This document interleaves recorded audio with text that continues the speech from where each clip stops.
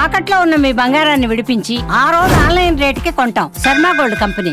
వాగర్థావివ సంపృక్తౌ వాగర్థ ప్రతిపత్తయే జగతః పితరౌ వందే పార్వతీ పరమేశ్వరౌ. ఆదిత్యాయ చ సోమాయ మంగళాయ బుధాయ చ గురుశుక్రశనిభ్యశ్చ రాహవే కేతవే నమః. శృంగేరి జగద్గురు పీఠాధిపతులకి, కంచి పీఠాధిపతులకి నమస్కారములు తెలియజేసుకుంటూ కార్యక్రమాన్ని ప్రారంభిద్దాం. వీక్షించేటువంటి ప్రేక్షకులకి ఒక చిన్న గమనిక. చాలామంది మనం చెప్పబోయేటువంటి ఈ రాశి ఫలాల గురించి తెలుసుకునే ముందు ఏ విధంగా చూసుకోవాలి అనేటువంటి విషయాన్ని శ్రద్ధగా గమనించలేకపోతున్నారు. కొంత అయోమయంలో ఉన్నట్టుగా కనిపిస్తుంది ఈ కామెంట్స్ రూపం ద్వారా చూస్తున్నట్లయితే. కాబట్టి సుస్పష్టముగా చెప్పదలుచుకున్నటువంటిది ఏంటి అని అంటే, మీ యొక్క జన్మ తేదీ రోజున ఉన్నటువంటి జన్మ నక్షత్రాన్ని బట్టి జన్మ రాశి ఉంటుంది. ఆ రాశి చెప్పబోయేటువంటి ఫలితాలు మాత్రమే మీకు ఆపాదించబడతాయి. చాలామంది చేసేటువంటి తప్పులు ఏమిటంటే, జన్మించిన డేటు మంత్ను బట్టి ఒక జొడాయిక్ సైన్ అనేటువంటిది ఉంటుంది. అది సన్ జొడాయిక్ సైన్. కాబట్టి దాన్ని బట్టి ఈ పేపర్లలో వచ్చేటువంటి వివరణలు దాన్ని బట్టి చూసుకుంటున్నారు. కాబట్టి సన్ జొడాయిక్ సైన్ కాకుండా మీ జన్మ నక్షత్రము, జన్మ రాశిని బట్టి వచ్చే చెప్పబడేటువంటి ఫలితాలని దృష్టిలో పెట్టుకోండి. అలాగే నక్షత్రము రాశి తెలియనటువంటి వాళ్ళు మీ యొక్క నామధేయము, మీ పేరులో వచ్చేటువంటి మొదటి అక్షరాన్ని బట్టి ఏ రాశికి సంబంధించింది అవుతుందో ఆ విధమైనటువంటి రాశిని ఫలితాలు కనుక చూసుకున్నట్లయితే మీకు తప్పకుండా అవన్నీ కూడా ఆపాదించబడతాయని చెప్పవచ్చు. ఈ మార్పుని గమనించగలరు. ఆగస్టు 3వ తారీఖు నుంచి 15 ఆగస్టు వరకు తులారాశిలో జన్మించినటువంటి వారికి ఏ విధంగా ఉండబోతుందో తెలుసుకునే ప్రయత్నం చేద్దాం. ముఖ్యంగా రాహువు 5వ ఇంట, కేతువు 11వ ఇంట సంచార ప్రభావం వెరసి యోగదాయకమైనటువంటి కాలాన్ని ఈ యొక్క గ్రహ సంచార ప్రభావంలో కలుగుతుంది. తద్వారా మనసులో ఆలోచన చేసినటువంటిది, ఊహించినటువంటి పనులు ఏవైతే ఉంటాయో అవన్నీ కూడాను కార్యరూపం దాల్చి మీకు తద్వారా యోగదాయకంగా మరల్చేటువంటి పరిస్థితి ఈ గ్రహస్థితి ప్రభావంలో చెప్పవచ్చు. అయితే తులారాశి వారికి శని షష్ఠమ స్థానమందు యోగకరుడైనప్పటికీ కూడా వక్రీకరించినటువంటి ఫలిత ప్రభావం వలన ఇటు పంచమ ప్రభావాన్ని కూడా కలుగుతాయి. అంటే ముఖ్యంగా ప్రతి విషయంలో కూడాను శని యోగదాయకంగానే కనిపిస్తున్నాడు. అన్ని పరిస్థితుల్లో విజయం మీ వెంటే ఉండేటట్టుగా ఈ శని భగవానుడు యోగకారకుడుగా కనిపిస్తున్నాడు. కానీ వక్రీకరించినటువంటి కారణం చేత మీరు చేసేటువంటి ప్రతి పనులలో మీ ఆలోచనల వల్ల, అంటే మీకు మీరే శత్రువు. ఇక్కడ ముందే మీ ఆలోచనలే మిమ్మల్ని వెనక్కి లాగుతాయి. తద్వారా పనులు మందకొడిగా సాగుతాయి. ఇది శని వక్రీకరించినటువంటి కారణం చేత మీకు కలిగేటువంటి ప్రభావం.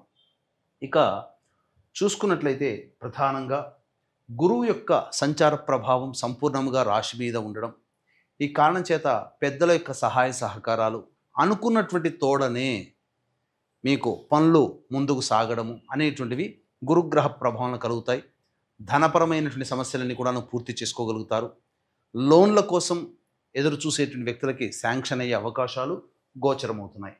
ఇక శుక్రగ్రహ సంచార ప్రభావమే ఇది కొంత ప్రతికూల ఫలితాలు అనేటువంటివి కలుగుతాయి. ముఖ్యంగా విదేశీ యానము, విదేశీ విద్యకు సంబంధించి ప్రయత్నాలలో కొన్ని ఆటంకాలు ఎదుర్కోక తప్పదు.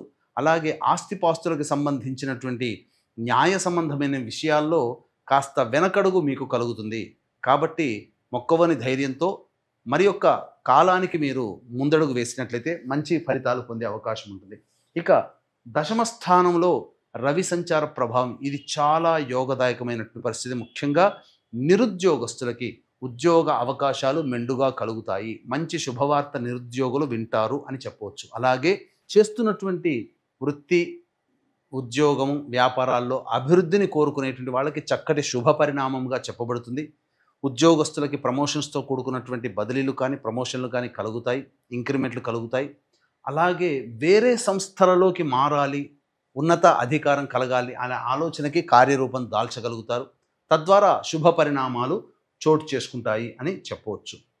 అయితే ప్రధానంగా ఇక్కడ బుధుడు కూడాను దశమ రాశి స్థితి చేత యోగకరుడుగా ఉన్నప్పటికీ కూడా వక్రీకరించినటువంటి ప్రభావం చేత కొన్ని సమస్యలు అనేటువంటివి ఎదురవుతాయి. ముఖ్యంగా ప్రభుత్వ రంగంలో పనిచేసేటువంటి వ్యక్తులకి చికాకులు తప్పవు. ప్రభుత్వం మీద ఆధారపడి పనిచేసే కాంట్రాక్టర్లకి మీకు అనుకున్న విధంగా టెండర్లు రాకపోవడం కానీ లేదా బిల్స్ పాస్ కాకపోవడం కానీ జరిగే అవకాశాలు ఉంటాయి. ముఖ్యంగా వృత్తి వ్యాపారాలలో ఉన్నటువంటి వాళ్ళకి వ్యాపార విస్తరణకి ఇది అనుకూలమైన సమయం కాదు. పెట్టుబడులకి ముఖ్యంగా అనుకూలమైన సమయము కాదు. స్టాక్స్లో పెట్టుబడులు పెట్టకుండా మంచి సమయం కోసం వేచి చూసే ధోరణి గనక ఉన్నట్లయితే మంచి శుభ ఫలితాలు ఈ యొక్క బుధగ్రహ సంచార ప్రభావం కలుగుతాయి. కాబట్టి ముఖ్యంగా పెట్టుబడులకి ధనాన్ని ఇన్వెస్ట్మెంట్ చేయడానికి బుధుడు అనుకూలముగా లేడు. ఉన్నదాంతో సరిపుచ్చుకోమని గ్రహం తెలియజేస్తుంది.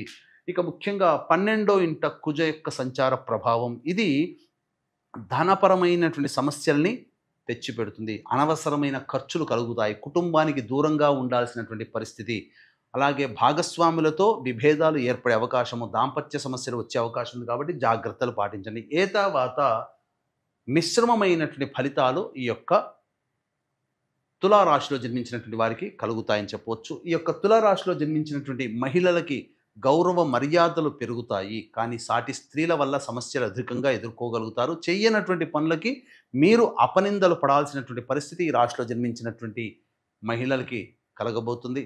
అలాగే ధనపరమైనటువంటి విషయంలో జాగ్రత్తలు పాటించండి. అప్పు ఇచ్చే విషయంలో మెలకువతో అనగా 1-2 సార్లు ఆలోచించి కానీ నిర్ణయం తీసుకోండి. కుటుంబ సభ్యులు మీకు చక్కగా గౌరవ మర్యాదలు ఇస్తారు. కోల్పోయిన చోట మళ్ళీ తిరిగి గౌరవాన్ని పొందే అవకాశం ఎక్కువగా గోచరమవుతుంది. అన్ని విధాలుగా బాగుంటుంది. అయితే సంతానం కోసం ఎదురు చూసేటువంటి మహిళలకి చక్కటి శుభవార్త వింటారు. సంతానం కోసం ప్రయత్నం చేసే దంపతులకి ఇది మంచి శుభ పరిణామంగా చెప్పొచ్చు. అన్ని విధాలుగా యోగదాయకంగా ఉంటుంది. వివాహం కానటువంటి యువతీ యువకులకి ఇది మంచి సమయం. సంబంధాలు నిశ్చయమయ్యే అవకాశం కూడా గోచరమవుతుంది.